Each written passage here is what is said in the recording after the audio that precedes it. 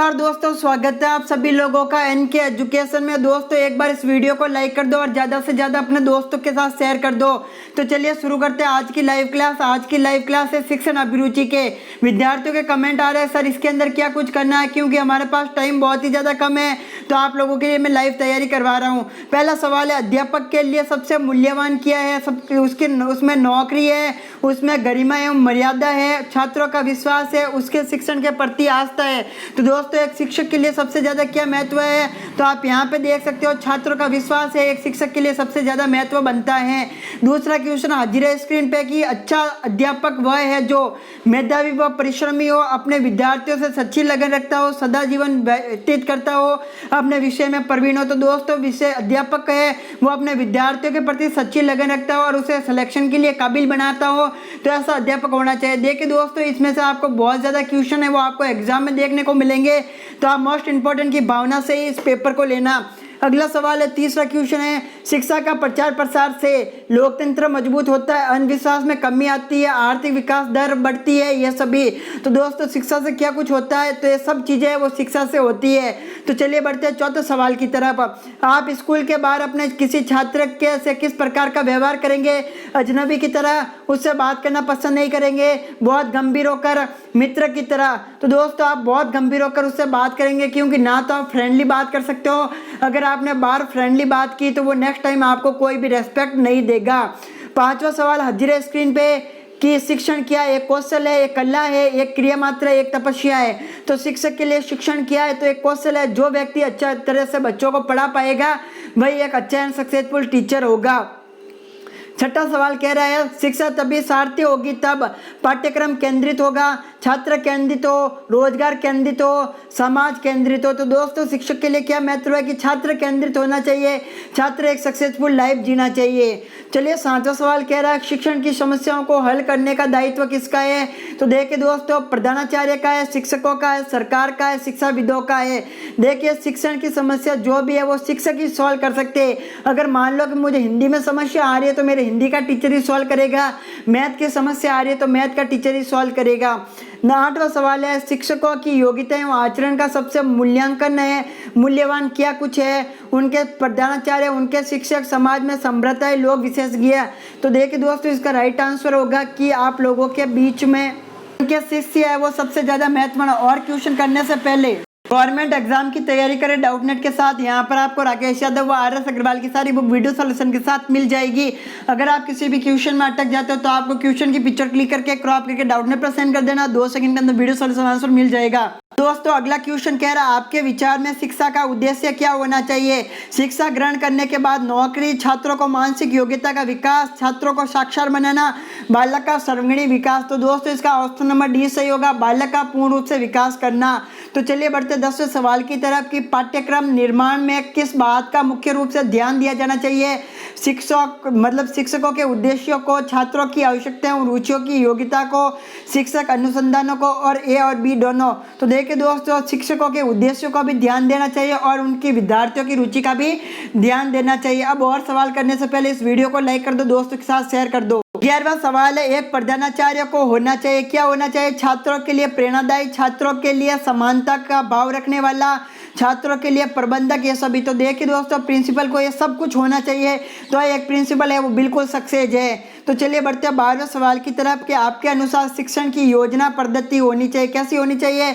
शिक्षक केंद्रित, प्रोजेक्ट केंद्रित, पाठ्य पुस्तक केंद्रित, बालक केंद्रित। तो दोस्तों इसका सही आंसर है बालक केंद्रित। एक शिक्षक को सब कुछ करना चाहिए, वो एक बालक के लिए ही करना चाहिए, उसको पैसे बाद में दिख जाएंगे लेकिन सब कुछ है उसका बालक ही है। तो चलिए 13वां सवाल है, एक अध्यापक का श्रेष्ठतम गुण है, एक अध्यापक के लिए श्रेष्ठ गुण कौन सा है? तो देखिए दोस्तों आप यहाँ पे देख सकते हो, अध्यापक के प्रति पूर्ण समर्पण, अध्यापक के प्रति उच्च चरित्र, अध्यापक के प्रति उच्च विचार, अध्यापक की दृढ़ निरपेक्षता। तो देखिए दोस्तों अध्यापक के प्रति पूर्ण समर्पण है वो एक शिक्षक के लिए होना चाहिए या फिर एक अध्यापक के लिए होना चाहिए, अध्यापक के प्रति पूर्ण समर्पण। तो चलिए देखते हैं 14 सवाल, अध्यापक मुख्य रूप से किसके प्रति जवाबदेही होता है? समाज तथा छात्रों के प्रति, प्रधानाचार्य के प्रति, अभिभावकों के प्रति, सरकार के प्रति। तो देखिए दोस्तों एक अध्यापक है वो समाज और छात्रों के प्रति है वो पूर्ण रूप से जवाबदार होता है, क्योंकि जो भी करेगा वो समाज और छात्रों के हित में ही करेगा। 15 सवाल हाजिर है स्क्रीन पे, ग्रामीण अंचलों में बच्चों के स्कूल में भागने तथा पढ़ाई छोड़ने का क्या कारण है? स्कूल का नीरस वातावरण, छात्रों का बाल श्रमिक बनने की लालसा, छात्रों का अध्यापक से डरपोक, ये सभी। तो देखिए दोस्तों, सब कारण है जिसके कारण देखिए आप यहाँ पे देखो तो इसमें गलत दिया हुआ है।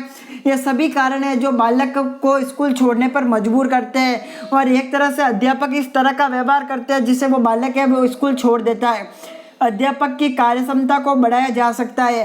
परीक्षा फल के अनुसार प्रोन्नति करके कड़े स्कूल अनुशासन द्वारा अध्यापक के कार्यों की सराहना देकर अच्छा वेतन देकर। देखिए दोस्तों, एक अच्छा अध्यापक है वो तभी सक्सेस होगा जब उसको क्या दिया जाए तो उसे अच्छी कार्यों के प्रति सराहना दी जाए कि आपने बहुत ही अच्छा काम किया है। 17वां सवाल हाजिर है स्क्रीन पे। शिक्षा शक्ति एवं सत्ता का स्रोत है। देखिए दोस्तों, इन दोनों का स्रोत कौन है? महिलाओं के लिए, पिछड़ों के लिए, बालकों के लिए, ए और बी दोनों। तो देखिए दोस्तों, ए और बी दोनों ही। भारत में शिक्षित बेरोजगारी का मुख्य कारण क्या है? सरकार की रोजगारी के प्रति ठोस नीति का होना, शिक्षा का व्यापक प्रसार, उद्देश्यहीन शिक्षा, घटिया स्तर की शिक्षा। तो देखिए दोस्तों, उद्देश्यहीन शिक्षा ही है जो आजकल भारत के लोग हैं वो बेरोजगार घूम रहे हैं। हमें शिक्षा ग्रहण करनी चाहिए क्योंकि शिक्षा हमें क्यों पढ़ना चाहिए? कहने का मतलब ये हुआ, व्यक्ति को विद्वान बनाती है, व्यक्ति को स्वावलंबी बनाती है, व्यक्ति को अर्थार्जन बनाती है, ये सभी। तो देखिए दोस्तों, शिक्षा से व्यक्ति है वो एक रूप से स्वावलंबी बन सकता है, मतलब कि खुद का बोझ खुद उठा सकता है। 20वां सवाल कह रहा है कि किस प्रकार के कक्षा नेतृत्व सबसे उत्तम गुण माना जाता है? देखिए दोस्तों, 20वें क्वेश्चन का आंसर क्या होगा? किस प्रकार का कक्षा नेतृत्व सबसे उत्तम माना जाता है? प्रबुद्धवादी, सभी का मिला जुला रूप, लोकतंत्रवादी, प्रयोजनवादी।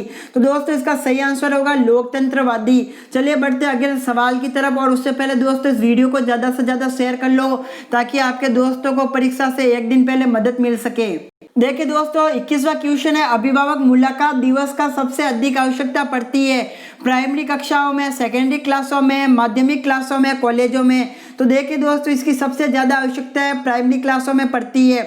22वां सवाल है, ग्रामीण क्षेत्रों में उत्थान का क्या लक्ष्य होना चाहिए?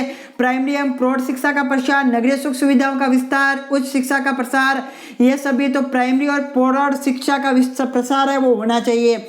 प्रधानाचार्य अपने अध्यापकों से आशा करता है, वो अध्यापकों से क्या कुछ आशा करता है? समर्पण एवं निष्ठा की तो बिल्कुल आशा करता ही है, यज्ञ पालना की तो आशा करता ही है, योग्यता एवं ज्ञान की तो आशा करता ही। तो दोस्तों, इसका आंसर होगा उपयुक्त सभी, ये सभी। 24वां क्वेश्चन है, अभिभावक अपने बालकों के लिए अध्यापकों से क्या आशा करते हैं? तो देखिए दोस्तों, अभिभावक अपने बालकों के लिए आशा करते हैं कि निष्पक्ष का व्यवहार हो, असहानुभूति हो उनके बच्चों के प्रति। तो ए और बी दोनों सही है। कोई भी कमेंट हो कमेंट सेक्शन के अंदर कमेंट कर लो, लाइव कमेंट पढ़ रहा हूँ, कोई भी डाउट हो तो पूछ लो। 25वां सवाल है, यदि आपसे किसी गंभीर विषय पर भाषण देने के लिए कहा जाए तो आप क्या करोगे? इस विषय पर अपने मित्रों की सलाह लेंगे, स्पष्ट मना करेंगे, शर्त या हो जाएंगे, कुछ देर का समय मांगेंगे। तो देखिए दोस्तों, हम क्या करेंगे, खुशी से तैयार हो जाएंगे। अगर हमें गलत हुआ तो कोई बात नहीं, हमसे सुनने वाले हैं वो हमारे दोस्त ही है, उससे ज़्यादा कुछ नहीं है। आज का वैज्ञानिक युग में छात्रों की आध्यात्मिक का ज्ञान देना क्या कुछ माना जाता है? पिछड़ापन है, आवश्यक है, अनावश्यक है, असंभव है। तो दोस्तों, इसका सही आंसर होगा आवश्यक है, क्योंकि अगर इस समय विद्यार्थियों को ज्ञान नहीं मिला तो कभी भी नहीं मिलेगा। विद्यालय के सभी कार्यक्रमों में भाग लेना चाहिए क्योंकि इससे सीखने का अवसर मिलता है, व्यक्तित्व का विकास होता है, आत्मविश्वास का विकास में सहायता मिलती है, ये सभी। तो दोस्तों, इसका आंसर होगा ये सभी। किसी भी विषय वस्तु को छात्रों की सरलता से सिखाने के लिए अध्यापक को सर्वप्रथम गुण होना चाहिए। अध्यापक के पास कौन सा गुण होना चाहिए? आत्मविश्वास, विषय वस्तु का ज्ञान, प्रभावी अभिव्यक्ति, सहृदयता। तो दोस्तों, इसका सही आंसर होगा बिल्कुल डी, सी होगा कि प्रभावी अभिव्यक्ति विद्यार्थी के अंदर होनी चाहिए। 29वां सवाल है, विद्यालय में खेल का आयोजन का उद्देश्य होना चाहिए। छात्रों को किसी कार्य में लगाना, शरीर का हष्टपुष्ट बनना, प्रतियोगी खेलों में की तैयारी करना, बालक का स्वर्णिम विकास होना। तो देखिए दोस्तों, बालक का स्वर्णिम विकास होना इसका सबसे मेन एंड इम्पोर्टेंट टारगेट माना जाता है। 30वां सवाल हाजिर है स्क्रीन पे। एक छात्र की दृष्टि से विद्यालय में छात्र संघ संगठन के बारे में आपकी क्या धारणा है? आप इनके बारे में क्या सोचते हो। देखिए दोस्तों, अभी से वीडियो को कर दो लाइक, चैनल को कर दो सब्सक्राइब। इनसे कोई लाभ नहीं होता है, विद्यालय में दादागिरी फैलती है। अगला सवाल है, शिक्षकों को अन्याय के विरुद्ध लड़ने की एक तरह से क्षमता मिलती है और साथ ही साथ छात्रों में नेतृत्व की भावना बढ़ती है। तो देखिए दोस्तों, इसका आंसर होगा छात्रों की नेतृत्व की भावना बढ़ती है। देखिए दोस्तों, 9 बजे मैं फिर से हाजिर हूँ रीजनिंग की क्लास लेके। तो 9 बजे तक चैनल को सब्सक्राइब कर लो, नोटिफिकेशन बेल प्रेस करो, फिर मिलते हैं 9 बजे।